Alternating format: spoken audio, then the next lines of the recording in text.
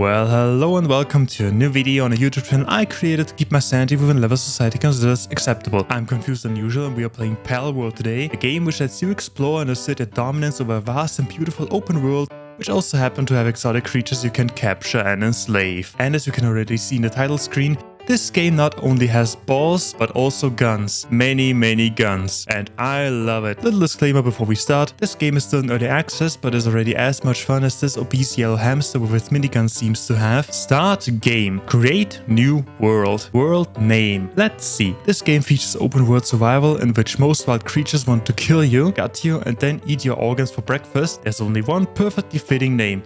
Australia. Difficulty? Hard. There's one thing however we need to change in order to make the stuff I'm about to unleash work. Structure deterioration rate 0. Other than that, everything will stay the same. Character name. I could name myself confused than usual as always, but I think I might switch up things a bit so everybody has a clear idea of what to expect. Whippy, Mac, ouch. Perfect. Character creation. Right here we have some presets like generic Fortnite girl, Hatsune Miku, and the godfather of all, Zeus. Look at those abs. Let's create our own hero. Body type, male or female, obviously male. Skin color like a true gamer who hasn't seen the sun in 40 years. Torso, arm and leg size, starving, and he's not happy about it. Oh my god. Damn, boy, he's sick! This is getting better and better. Oh good lord.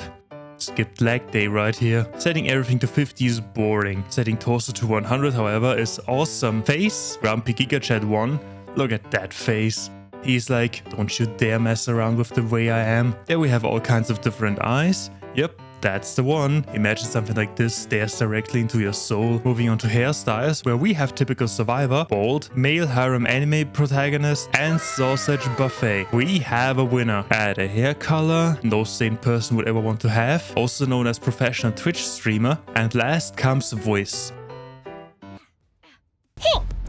Good lord, yes! The voice of a true champion. Let the story begin. We wake up on a beach, just in time before being eaten alive by a pink cat, a sheep with an amulet, and our next dinner. Quake run away before he seeks revenge. Towers are the key, and the tree holds the truth. I feel like I'm in need of an axe. Picked up the tablet and off we go. And despite we woke up on a beach, we start in a cave. I assume the game wants us to go into this direction, but how about we turn around? I'm a rebel. This place is amazing. Why didn't we start here? Walking down the stairs, found the treasure, gold coins, bread, hopefully still edible, and small pal souls. And there we have our first two examples of exotic creatures. 2 lamball. Don't think I forgot that one of you wanted to eat me alive on the beach. Further down we have more pals and the beach we woke up, which is now occupied by a bathing grass elephant. Level 2. You get level ups for doing pretty much anything you're doing in this game. And we get 1 stat point. Let's invest our stat points in attack, or as I call it, self-defense. Yes officer, this completely harmless chicken trespassed my property so I had to shoot it multiple times. Let's head back up. Maybe it's the salt water. There we are. Our new playground. And immediately we are greeted by a fast travel point. Oh look, another human being. Hello Phil, whoa. Why are you taking out a shotgun all of a sudden? Is it my clothing? Don't worry, I'm a civilized human. Time to explain how this game works. You pick up resources, build stuff from those resources to gain access to more stuff you build from those resources and to build more stuff from those resources, like a primitive workbench. Progression. With level 1 we have access to an axe, a pickaxe, a torch and a thick wooden stick that does pain. Level 2 gives us a pal box, pal spheres, campfires, blah blah blah. Further down we have the more interesting stuff you can find in pretty much any other open world survival game with crafting. And even further down we have the really amazingly interesting stuff like a musket, rifles, grenades, and even a rocket launcher. I can't wait. Let's start with a wooden club, completely for self-defensive purposes. I'm not sure this is the right way of holding a stick, especially not out of your loins like this, but I'm not complaining. Remember how this guy pointed a shotgun in my general vicinity? Time for self-defense. Ah, that was fast. Alright, I know when I'm not welcome, so let's head up here. Icy Wind Island. Cold winds from a snowy mountain blow across the island. The cold of night can be fatal. Not even the archipelago native often consider living here. Sounds totally like the Australian outback, except for the cold nights. We have a winner. Time to explore our new home. And we happen to have a giant epic tree in the backyard. There's another person and she doesn't have a shotgun. Person got eaten by a dire hall. That's dark. Better get going. The tutorial tells us to craft a Pal sphere to attack Pals, which are eating humans apparently, in order to capture them, and to place a Pal box, which essentially is the core of our base of operations. Getting some resources, making the tree tremble with our bare fists, and the voice of a true champion. Level up, invest in self-defense, building, self-defense, tools, more resources, more crafting, you get the loop. Time to capture some free labor. I mean Pals. And those up there look perfect. Here, take my torch. Do you want me to be scared of your slow-moving glowing ball? Burn to ashes. I'm doing 5 to 6 damage, so we are going to city for a while. Alright, one of the scary glowing balls do 540 damage to my 500 health points, which actually makes them a little bit very scary.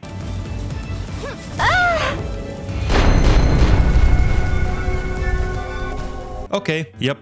Cold. Sup-resigned Islander. Don't mind me chill next to you while watching the moon. Good thing we get a free beam of blue light upon death. You look less dangerous, Lamball. Heads up, it's working. Oh, as soon as Lamball dies, it becomes a football, a soccer ball. Quick, get rid of the evidence. Have fun down there. Next try, come here, T-Fent.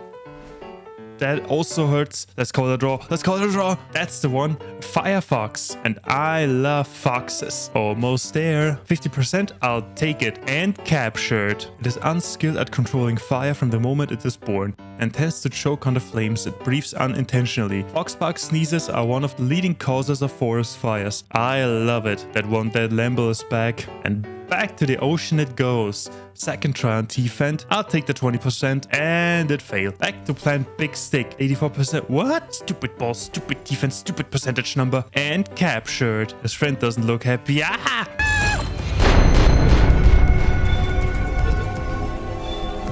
And captured. Back to where I died. I also got to keep the second T-Fent, despite dropping Fox Parks in the first T-Fent upon dying. There's a grass monkey, Tansy, and I totally won it. Good thing that grass is weak against fire. Go Foxparks, but watch those trees. And throw and captured. Long ago this Pal used long objects like tree branches as weapons. After coming into contact with humans, however, it found something slightly more effective.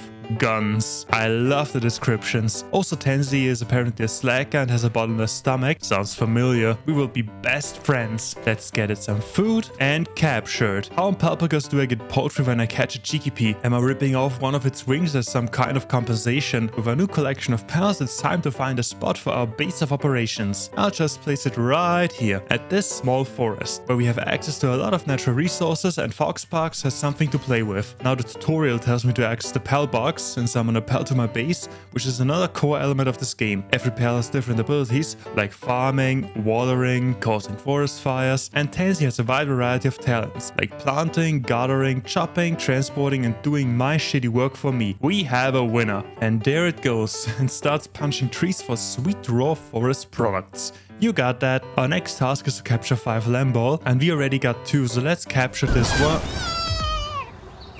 Really? Hooligans. You look strong, Rushore. Good thing that Tansy always has... Ah! I did not see this coming, because I looked in another direction. Another new Pal, Ribbunny. I love bunnies. Burn it to ashes, Foxparks. But watch the trees. I hate bunnies. Time for a rematch. Screw the trees, just kill it. And captured. We will be best friends forever. A Pal who's never without a bright smile. Occasionally it gets its tentacles, I would rather call them ribbons, tied up in knots by Kativa's pranks. During these moments, its expression changes into something altogether demonic. Yep.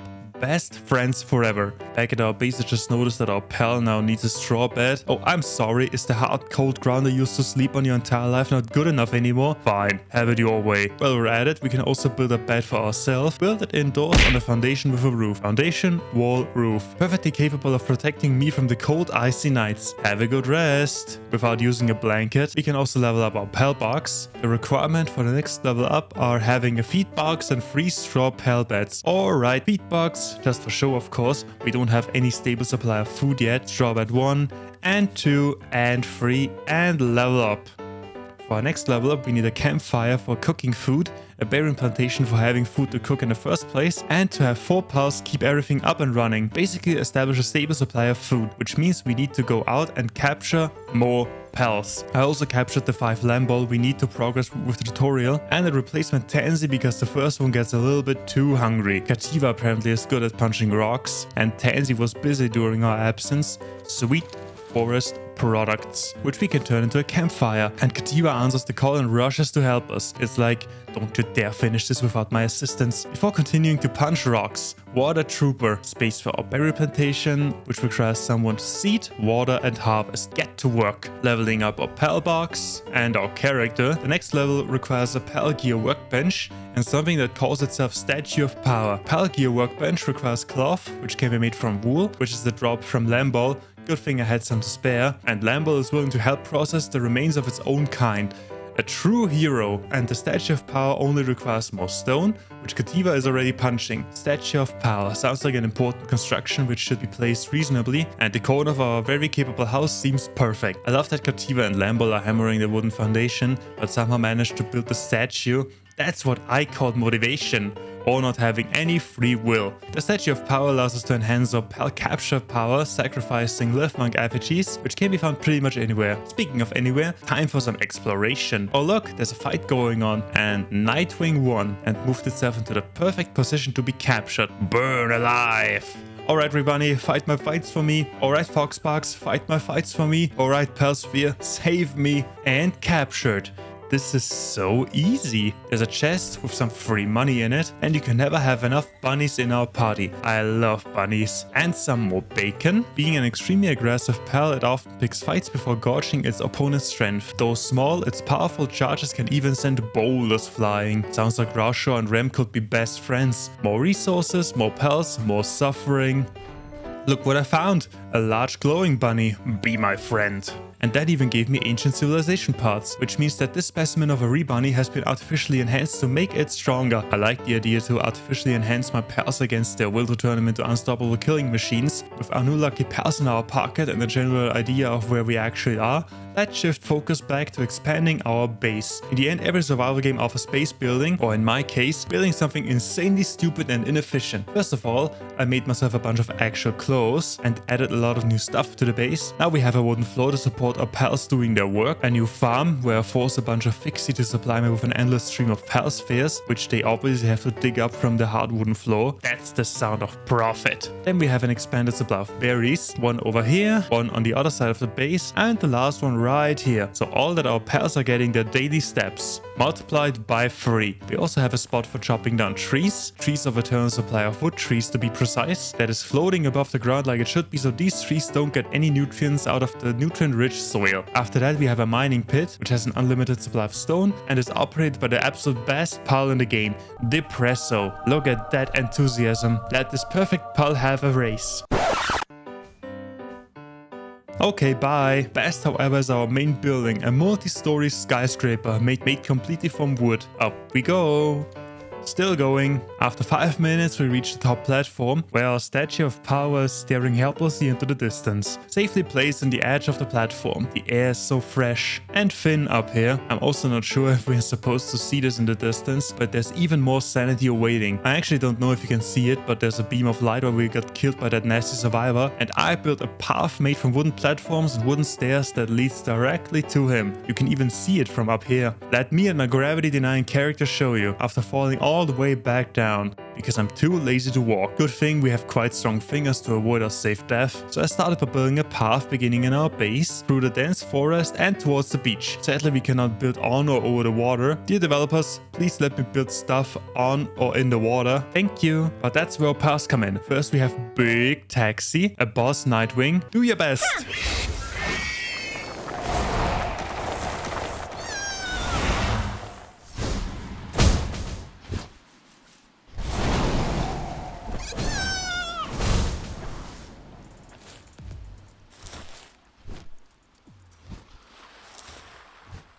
Not what I meant, but okay. Onward! That would be everything. Back into your prison. You probably remember that lucky rebunny I caught. I named it Nuclear Winter. Why did I name it Nuclear Winter, you might ask?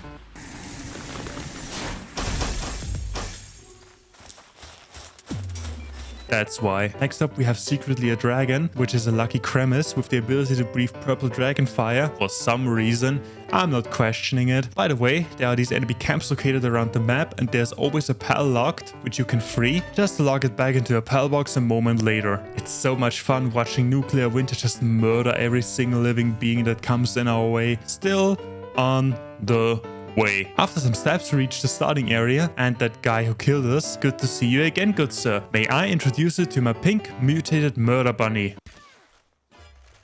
And now I'm wanted for assault. Totally worth it. And there's our death chest. After justice has been served, we finally can explore the world map. I already defeated the boss pals of my island, making me the boss pal of this island. But there's much more to explore, like this layer right here, which houses a level 23 quiver. Up we go. Well, hello there. Heads up. I didn't like that. Have more I guess being level 34 is not enough. I need to be stronger. I'm saving you the grind and just give you a little glimpse of what it took to get to this point. We are level 48. I actually wanted to go all the way to level 50, but at this point it takes an eternity to just get one level up. And I have some new fancy armor and a powerful assault rifle sticking out of my stomach. A few new pals working at our base, new machinery, electricity, and some sweet conveyor belts, which can be placed quite freely. We also have some new additions to the team. A Relaxarus, I named Relaxarus.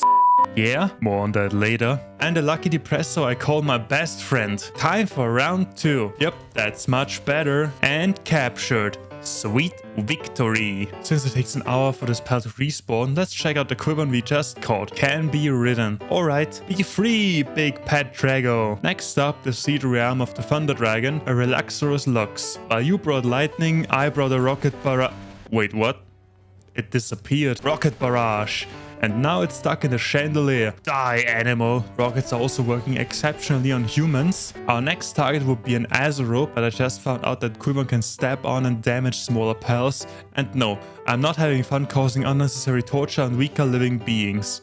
Azerope captured. I just noticed that I didn't show off my best friend yet. He's basically the master of tectonics and setting my wooden highway on fire. Quick, delete the fire and repair. It's currently nighttime and a little hard to see stuff, so let me do my favorite nocturnal activities until the morning. Stabbing people with my sword while they are sleeping. Although it's also pretty fun to stab them while they are fully awake and aware. There's a mine shaft, which is labeled as abandoned. Let's see what's inside. There's a black market here waiting, and here's some variety of pals to buy. And you can sell your shitty pals for profit. I forgot to mention that you can also capture humans in pal spheres, which is considered inhumane but not prohibited, which to me means ethically justifiable. Sadly, human trafficking is not very profitable, and just like real life, humans are pretty much useless. Let's try to capture the black marketeer. Of course, he has a minigun. And captured.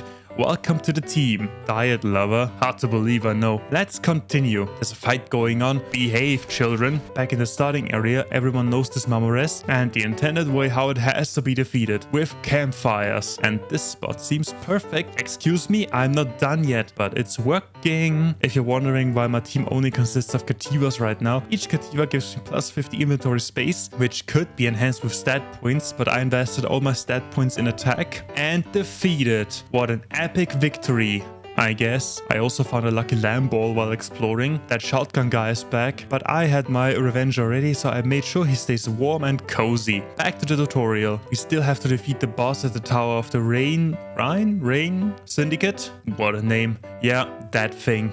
Well, you might have a fancy cutscene and an obese yellow chinchilla, but I have a rocket barrage, a pelton of bullets, and a slightly angry pink bunny. I love bunnies. We come out on top and gloriously stare into the distance and see our superior construction skills to assert our dominance even further. Let's build a larger tower right next to this one and have an even better view on our superior construction skills from both sides. There's still a lot to do, but for one video we did enough damage. I'm going to deliver 3 rocket barrages to everybody and everything until we can chop down the giant wood tree in our backyard.